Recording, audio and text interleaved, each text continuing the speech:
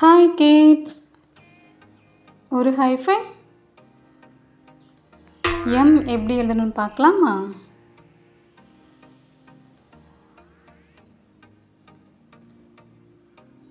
கீழிருந்து மேலே ஒரு லைன், மேலேருந்து கீழே ஒரு கிராஸ் லைன், திரும்பி கீழிருந்து மேலே, மேலிருந்து கீழே.